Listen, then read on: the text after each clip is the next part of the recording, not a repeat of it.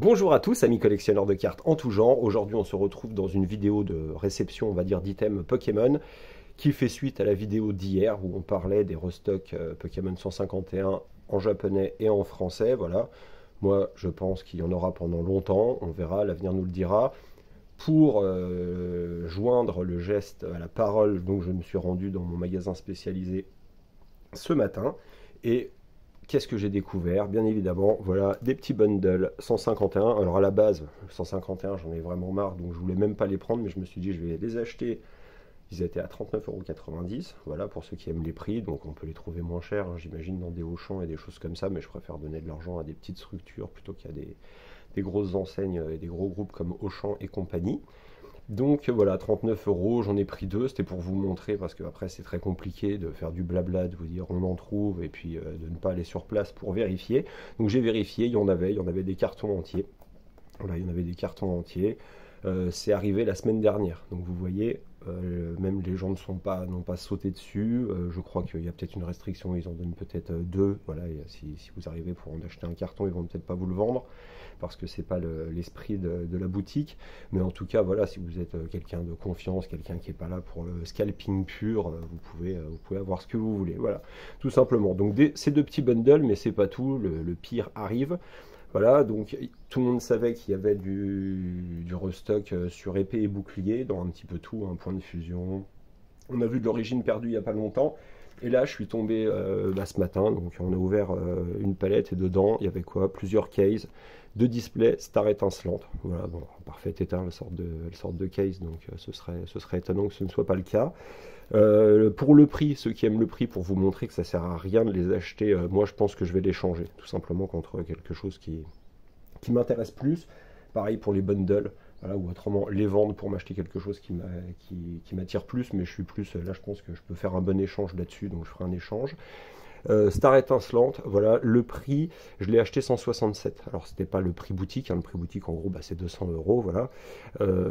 J'ai eu je sais plus 40 € je crois de réduction par rapport aux achats que je fais chez eux, voilà. Mais on va dire que si vous êtes régulier, vous auriez également 10% tous les temps d'achat, voilà. Donc j'avais eu mon bon, donc je l'ai pris là-dessus. Star étincelante, pareil, dernière vente eBay à 294 €, donc on peut estimer que ça vaut 300 €.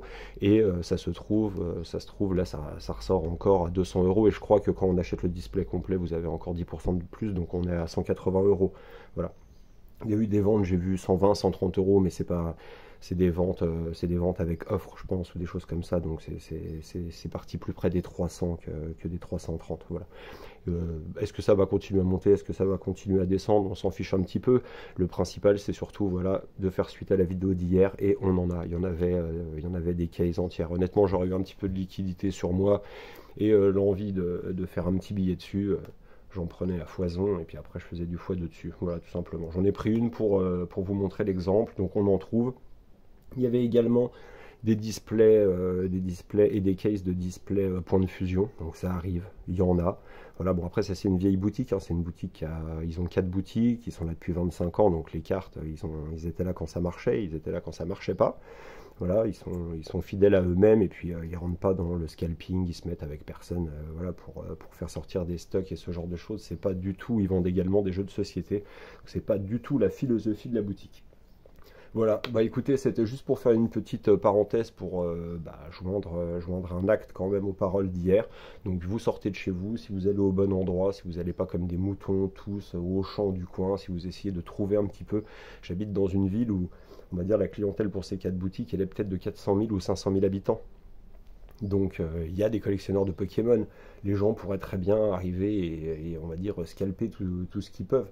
Mais voilà, ça se fait pas parce que les gens vont toujours tous au même endroit, écoutent toujours les mêmes youtubeurs qui vous emmènent dans des King Jouets, dans des Auchan, dans des enseignes et tout ça qui sont déjà milliardaires. Honnêtement, essayez de mettre de l'argent souvent dans des plus petites structures, voilà, et de faire tourner les vrais passionnés. Écoutez, c'était une petite vidéo pour conclure sur le sujet. La prochaine, ce sera une vidéo d'ouverture.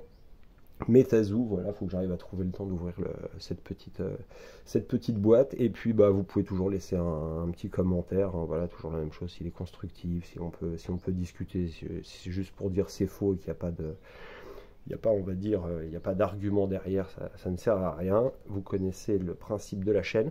Il me reste à vous souhaiter une bonne fin de journée, ensoleillée ou pas. Ici, il y a un petit peu de soleil et puis je vous dis à bientôt.